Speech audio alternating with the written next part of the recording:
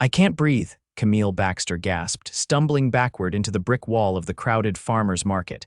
Her vision blurred. Her heartbeat thundered in her ears. The laughter, the voices, the closeness of bodies too much, too loud, too fast.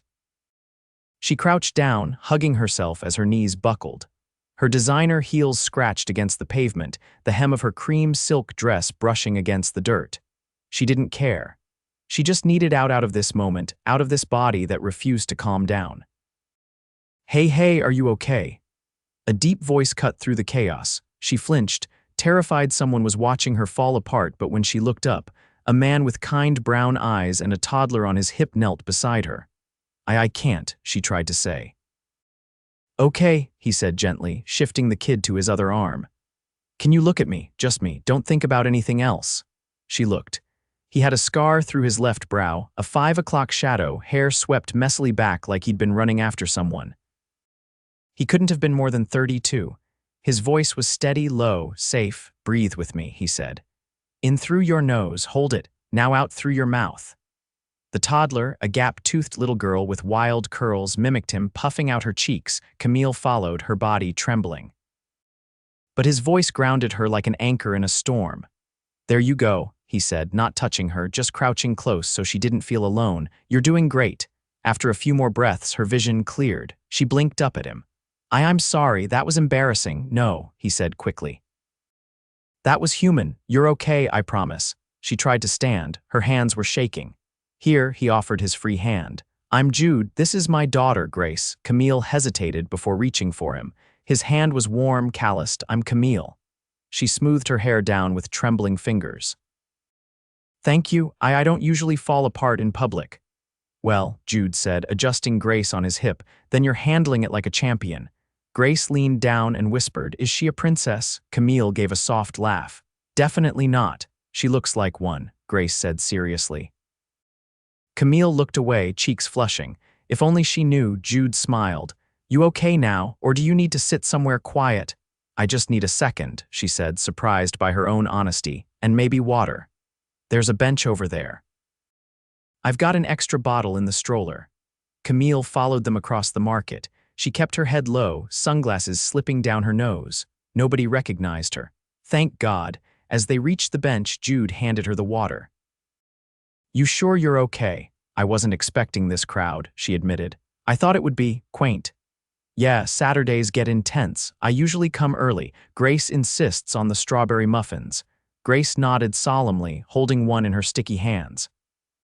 Camille gave the little girl a soft smile before glancing at Jude. He was wearing a plain gray t-shirt and jeans, sleeves rolled up to his elbows. There was something quiet about him, solid. You don't have to stay, she said. I don't want to hold you up, he shrugged. You're not.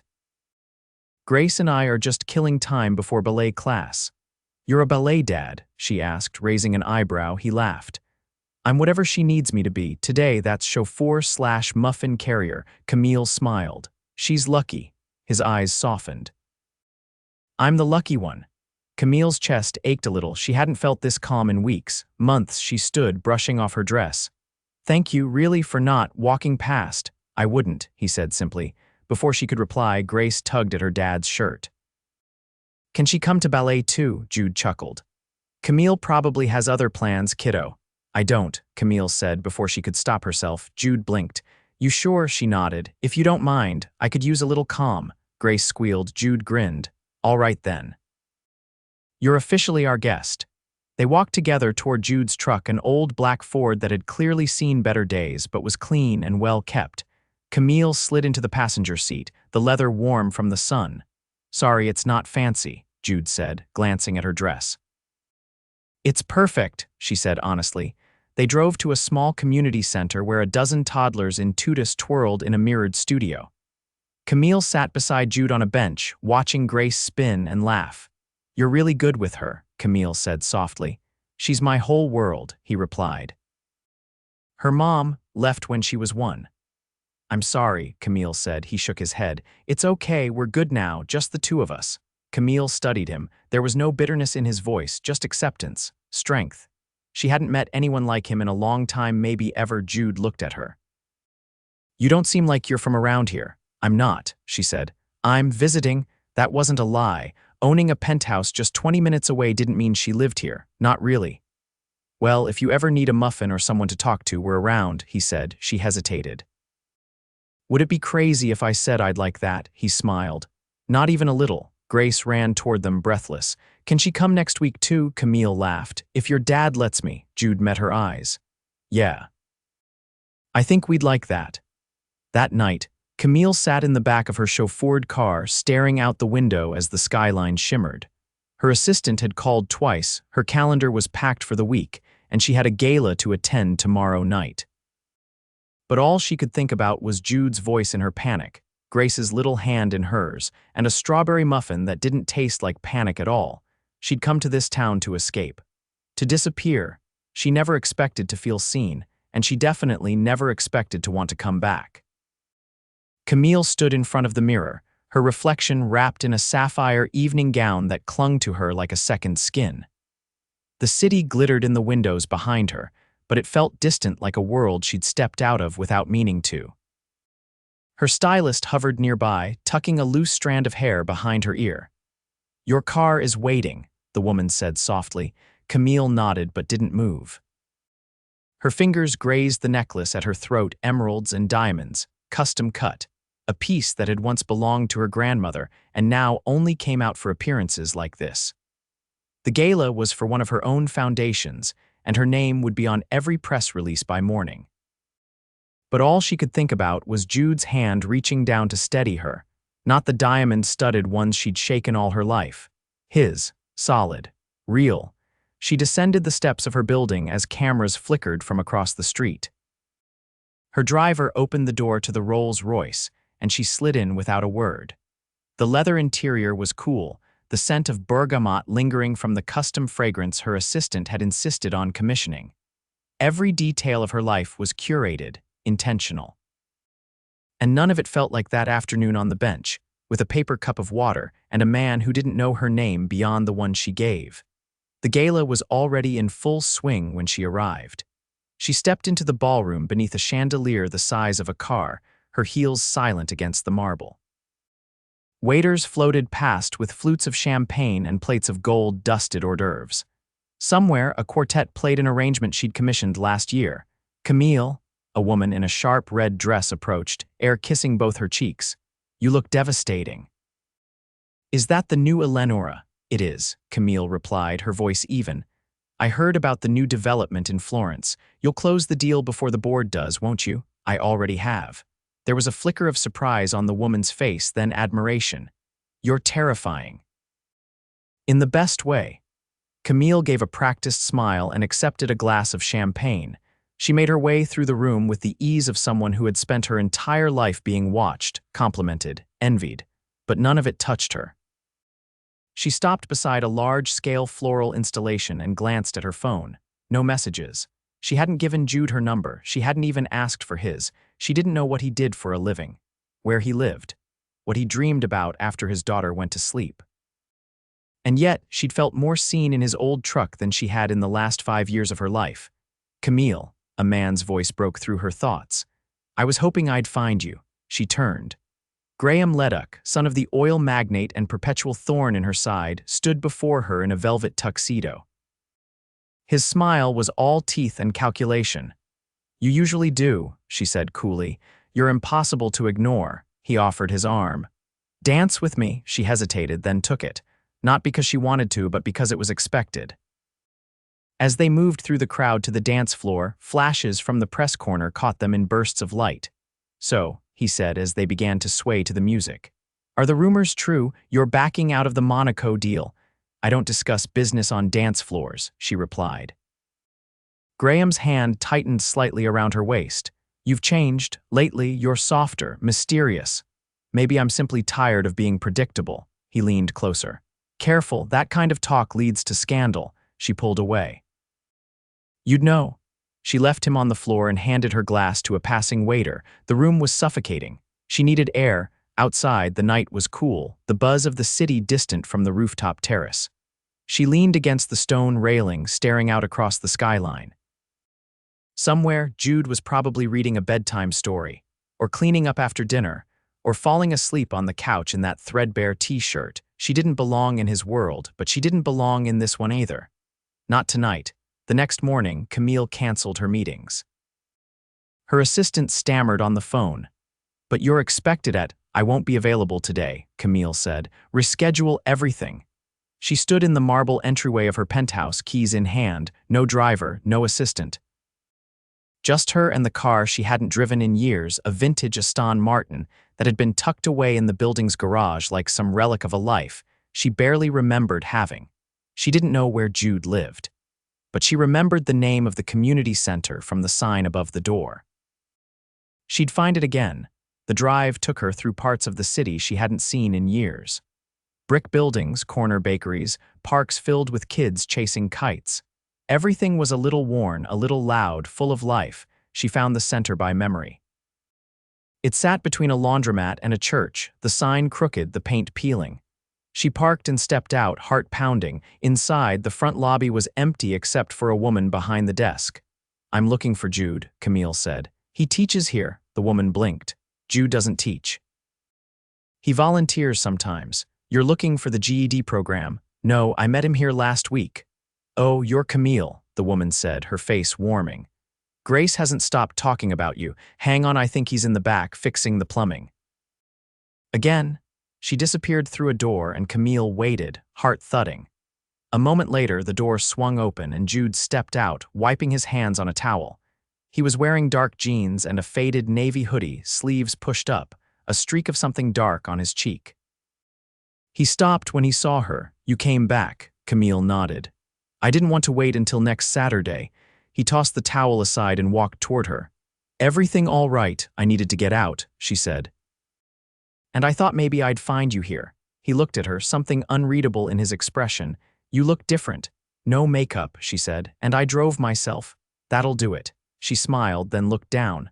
"I don't usually do this. Drive, show up." Jude leaned against the desk.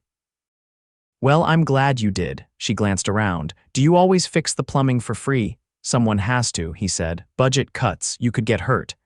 "I've been hurt worse," he said with a shrug. "Besides, it keeps the place going." She stared at him. "Why do you do it?" He shrugged. "Because I believe in showing up. For people, for places that matter." She stepped closer. "This town loves you." "Not sure about that," he said. "But Grace does. That's enough for me." Camille hesitated. "Do you want to come with me?" He raised an eyebrow. "Where?" "Somewhere we can talk." "Just us?" He studied her. "You sure that's a good idea?" "No," she admitted, "but I'm asking anyway." Jude looked down at his hands, then back at her. "Let me grab my jacket." They drove with the windows down, the breeze cool against their skin. She took him to a hilltop park overlooking the river, a quiet place she'd only ever visited at night, when she needed to remember how to breathe. They sat on the hood of the car, legs stretched out, silence between them full of something unspoken. "I'm not who you think I am," she said finally. Jude didn't look away. "I figured. I wasn't honest last week. I didn't ask for honesty." She turned to him. "I'm not visiting. I live here. I just don't tell people that." "Why?" "Because when people find out who I am, they look at me differently, like I'm a headline. Or a transaction." "I don't care about any of that," he said. She laughed bitter. "You say that now." He leaned forward, elbows on his knees. "Camille, I've been broke. I've been lied to. I've had people walk away when things got real." "You think a bank account's gonna scare me?" She looked at him. "You don't know how much it is." "I don't need to." Camille stared at the skyline in the distance. "I don't want to be that person anymore." "Then don't," he said simply. She looked at him, and for the first time in a long time she felt like she might not have to be, not if he kept looking at her like that, like he saw her. Not her last name, not her portfolio, just her, and it terrified her, because she didn't know how to be that woman. But maybe, just maybe, he could teach her. A week later, Camille stepped through the front door of Jude's house for the first time. It was a small, two-story place tucked near the edge of a tree-lined street where every mailbox leaned slightly to one side and the sidewalks had cracks filled with moss. She'd parked 2 blocks away. Something about showing up in a hand-waxed Aston Martin felt too loud for a street like his. "Sorry," Jude said, wiping his hands on a dish towel as he opened the door. "Grace insisted we bake cookies. It's a war zone in there." The scent of cinnamon and burnt sugar drifted out behind him. Camille hesitated for a second before crossing the threshold. Inside, the house was warm in a way her penthouse never managed to be despite its 4 fireplaces and imported rugs. The walls were painted in soft tones, the kind that probably came with names like Oatmeal Whisper or Harvest Fog. Toys were tucked into corners, art projects pinned to the fridge. A stack of coloring books teetered on a coffee table beside a chipped mug filled with crayons. Grace peeked out from behind the kitchen island, her curls dusted with flour. "Camille, you came?" "I wouldn't miss it," Camille said, setting her bag down and kneeling beside her. "You promised me cookies." "They're kind of weird looking," Grace whispered, as if confessing a state secret. "Perfect," Camille whispered back. Jude watched them, leaning against the counter, arms crossed. "Want coffee?" "Or something stronger." "Coffee's good." He poured her a mug, adding a splash of almond milk without asking. She blinked at the cup before taking it. "You remembered." "I pay attention." She followed him to the living room, settling onto a corduroy couch that swallowed her whole. Grace skipped off to the other room, humming to herself. Camille wrapped her hands around the mug, exhaling. "I'm not used to this," she said, eyes on the family photos lining the mantel. Quiet. "Stillness. You can get used to it," Jude said, sitting across from her in an armchair that looked like it had a permanent dent from years of use. "I don't think I'd know what to do with myself." "You'd figure it out. Most people do." She turned the mug slowly in her hands. "I used to think the only way to matter was by being the loudest person in the room. The one who closed the biggest deal, wore the sharpest dress, made the boldest choice. But lately, I feel like I don't even like that woman." Jude leaned forward, elbows on his knees. "Then stop trying to be her." Camille met his eyes. "It's not that simple." "Sure it is. You walk away. You don't know the world the version of you they expect." She let out a breath. "I don't know how to be someone else." "Then don't be someone else, just be real." Camille studied him. "What if real isn't enough?" "For who?" She didn't answer. Grace burst back into the room with a tray of lumpy cookies and a wide grin. "I made the chocolate chip ones all by myself." Jude cleared space on the table while Camille took one and bit into it. "It was undercooked in the middle and a little too salty," she smiled. "Best cookie I've ever had." Grace beamed. Later, after Grace had gone to bed, Jude walked Camille to the porch. The sky above them was streaked with clouds, the air heavy with the scent of damp leaves.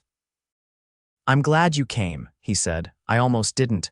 "What changed your mind?" She looked up at him. "You," he shifted his weight. "You ever going to tell me what you really do?" "No." "All right." She stared at him. "Just like that?" "I don't need to know it to know who you are here." "That's enough for me." She shook her head, stunned. "You're either the most patient man on earth or incredibly reckless. I've been called worse." Camille took a step closer. "I've had a lot of people want things from me, favors, access, leverage. You're the first person who hasn't asked for anything." "I just want you to show up," he said. "That's all." She leaned in and kissed him. Soft, uncertain, but real. He didn't pull away. The next morning, Camille woke in her penthouse with her phone buzzing beside her. She ignored the calls. Instead, she stared at the ceiling, heart pounding. She'd kissed a man whose couch had a juice stain older than some of her handbags. She'd eaten cookies made with unmeasured ingredients and laughed so hard she cried when Grace tried to teach her the choreography from a music video. And for the first time in years, she hadn't checked her email once. The next time she saw Jude, they met at a local fundraiser for the community center. He was wearing a button-up shirt that didn't quite hide the ink curling up his forearm. She wore jeans and a t-shirt, no makeup. "You clean up nice," he said when she arrived. "I raided the back of my closet. It's a disaster zone. I like it." She smiled and looked around. Tables were set with mismatched linens, and the raffle prizes included a gift basket of canned goods and a $20 gas card. "I brought something," she said. Jude raised an eyebrow. "Should I be worried?" "Probably." He followed her outside to the trunk of her car. When she opened it, he stared. "You brought champagne, a case. And a donation." "You didn't have to. I wanted to." He picked up a bottle and turned it over in his hands. "This stuff costs more than my truck." "I know." He looked at her. "Why?" "Because this place matters to you, and you matter to me." He stared at her for a long moment. "You're not just visiting anymore, are you?" "No," she said. "I'm not." They went back inside, and the night unfolded in bursts of laughter, clapping, and off-key karaoke. Jude sang a duet with Grace that had everyone in the room in stitches. Camille helped collect donations, her smile more real than any she'd worn at a gala. When the event ended and the room emptied out, Camille and Jude stood side by side, sweeping confetti into piles. "I don't want this to end," she said. "It doesn't have to." She glanced at him. "You sure?"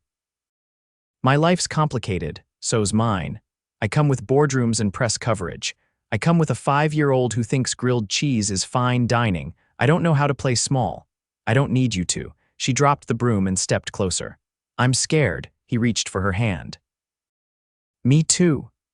She rested her head against his chest, and he held her like he'd been waiting his whole life to. In that moment, it didn't matter who she'd been or where she came from. All that mattered was that she was here.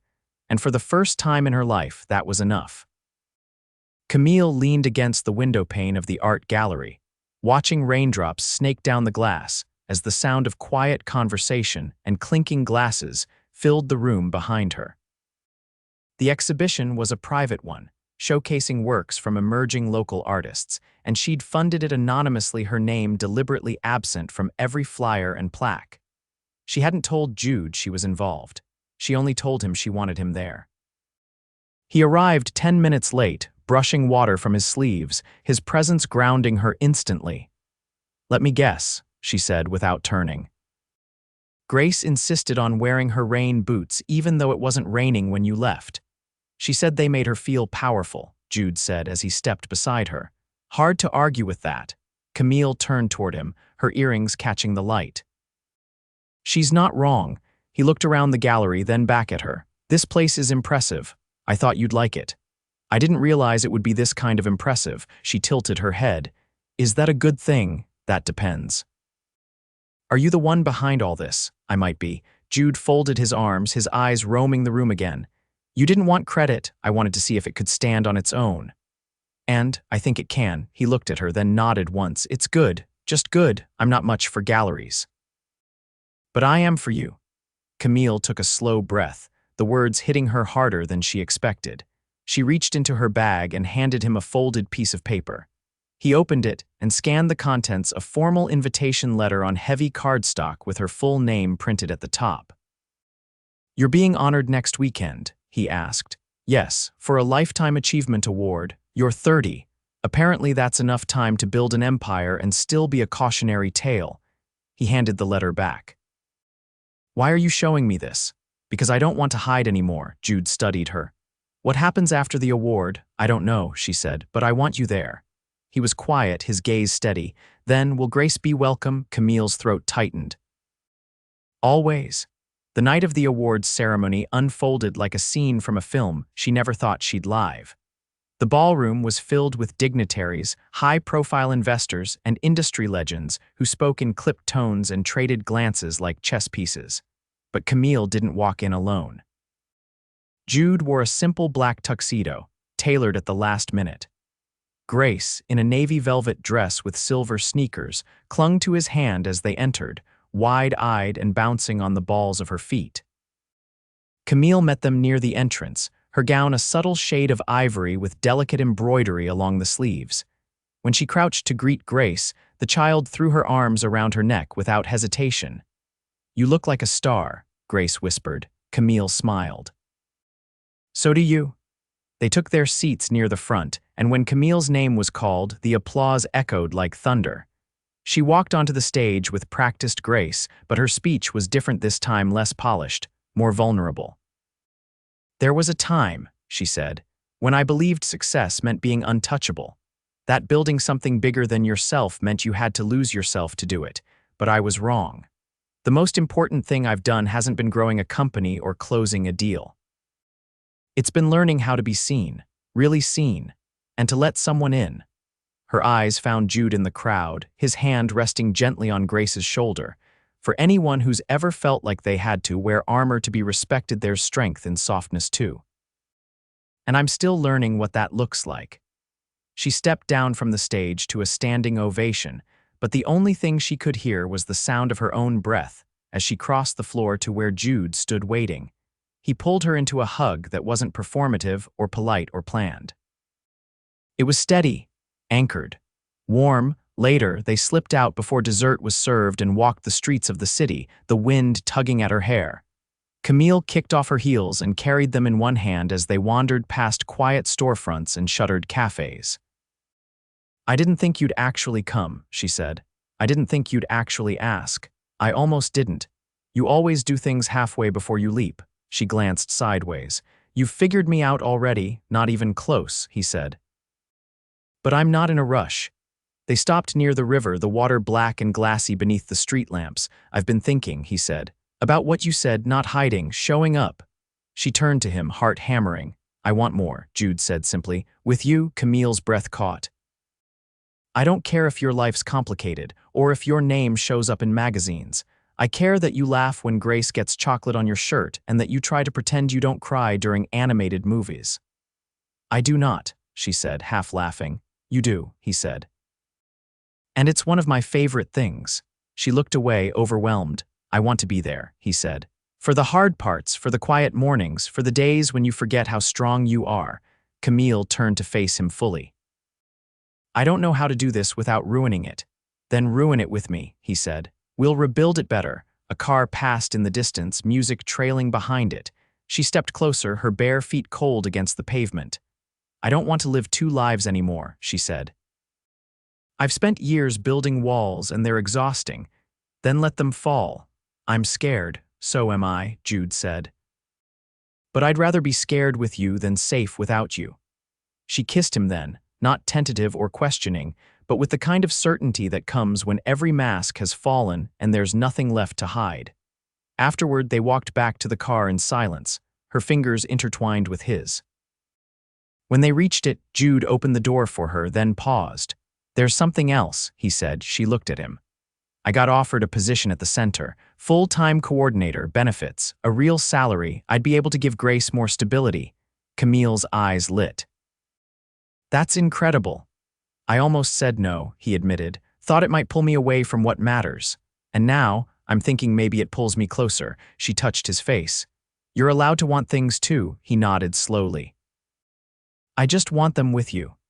3 months later, Camille stood in the backyard of Jude's house, barefoot in the grass as Grace chased bubbles across the lawn. The sky was streaked orange and lavender, and someone had forgotten to turn off the sprinkler, which clicked rhythmically somewhere near the fence. Jude stepped out from the kitchen, holding a tray with lemonade and a bowl of cherries. Camille reached for a glass and leaned into his side. "You ever think we'd end up here?" she asked. "Not exactly here," he said, "but somewhere like it." "I submitted my resignation last week." He looked down at her. "I'm not walking away from everything," she said, "just changing the way I show up." "You sure?" She nodded. "I want a life that makes space for joy. And this," she gestured toward the yard where Grace was now spinning in circles, "this feels like the kind of joy that lasts." He wrapped an arm around her waist. "So what now?" "Now," she said, "we build something that doesn't need headlines or handshakes to matter." Grace ran up to them, breathless. "Can we have a picnic dinner?" Jude looked at Camille. She nodded. "Absolutely." They spread out blankets beneath the trees and ate sandwiches and strawberries and watched the stars blink to life. Camille lay back on the grass, Jude beside her, their hands grazing. "I never thought I'd fall for someone who has paint under his nails and calls grilled cheese a food group," she murmured. Jude smiled. "And I never thought I'd fall for a woman who once bought a painting just because it matched her rug."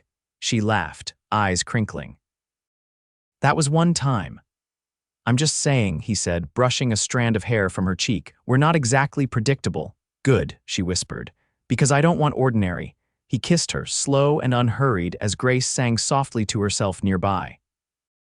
And for the first time, Camille didn't feel like she was living two lives. She was living one full, honest, and completely, impossibly in love. Camille adjusted the strap of her camera as she stepped into the sunlit atrium of the new Community Arts Center, which had its grand opening that afternoon. The scent of fresh paint still lingered in the air, mingling with the fragrant waft of wildflowers arranged in mason jars on each table. Jude had been working on this project for weeks, buried in plans and meetings and late-night phone calls, all while coaching Grace's soccer team and somehow still managing to make Camille feel like she was the center of his orbit. Are you sure you don't want to be the one giving the speech?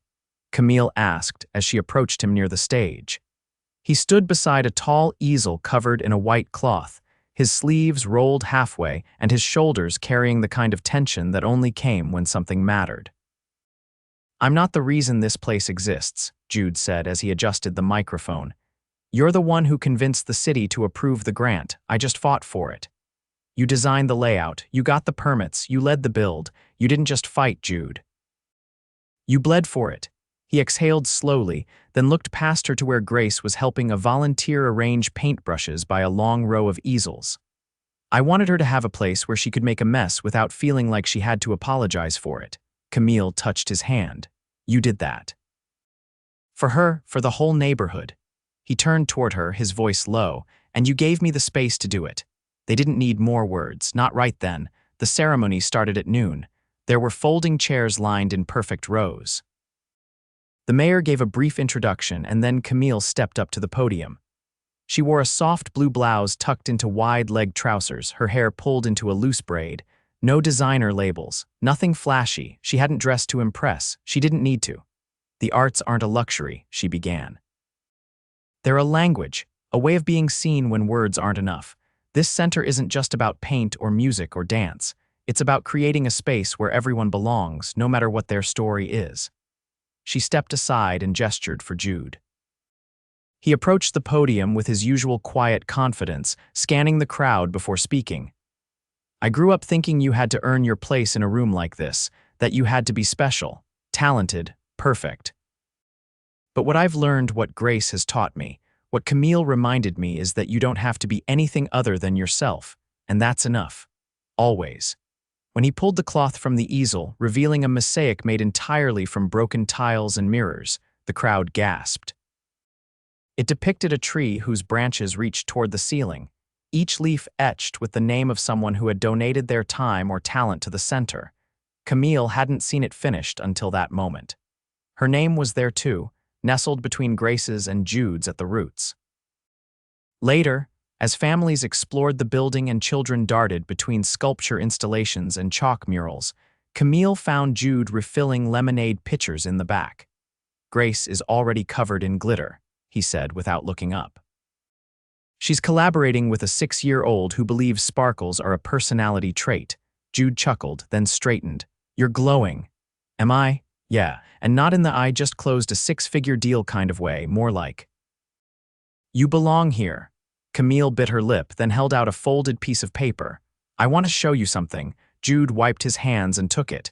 As he read, his brow lifted. This is a proposal, he said. Of sorts. You want to turn the old train station into a permanent artist residency program. With housing and studios and a gallery, it'll double as a mentorship initiative.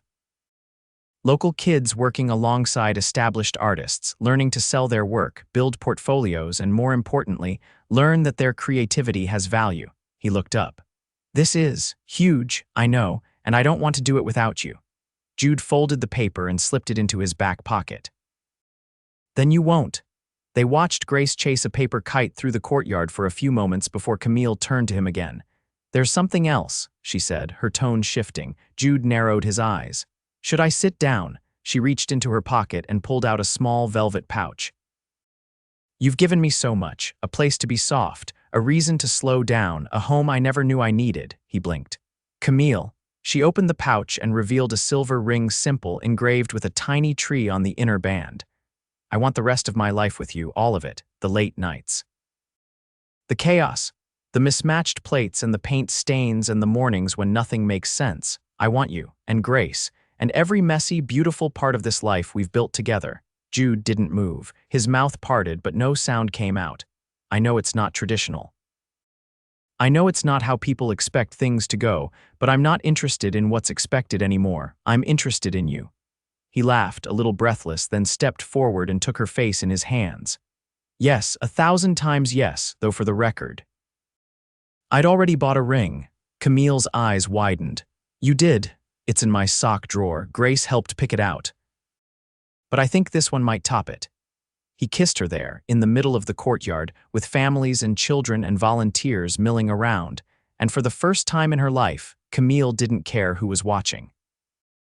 They married in the backyard, beneath strings of lights and a tree Jude had planted with grace 2 summers ago. The ceremony was small, just family, friends, and a handful of local artists who'd painted the aisle runner with handprints and brushstrokes. Camille wore a linen dress that danced in the breeze. Jude wore navy and no tie. Grace served as flower girl and ring bearer and unofficial officiant, insisting they say, "I love you forever" at the end of their vows. Afterward, they ate lemon cake and danced barefoot in the grass. Jude spun Camille until she laughed so hard she nearly fell, and when the music faded, they didn't stop moving. That night, they sat on the porch swing long after the guests had gone, Camille's head resting on Jude's shoulder, their hands entwined. "You know," she said quietly, "if someone had told me a year ago that I'd end up here married to a man who fixes sinks, raising a daughter who thinks glitter is essential, living in a house where the dishwasher groans like a dying animal, you'd have laughed them out the door." "I would have fired them," Jude smiled, his thumb brushing hers. "You were never the problem, you just needed the right story, and I found it. You wrote it," he said. Every page, she turned to him. I love you more." They stayed like that until the moon rose high and the cicadas hummed in the trees. The house behind them was quiet, the porch light golden, the air thick with summer warmth and the scent of honeysuckle. Inside, their life waited, messy, beautiful, real. And exactly where they belonged.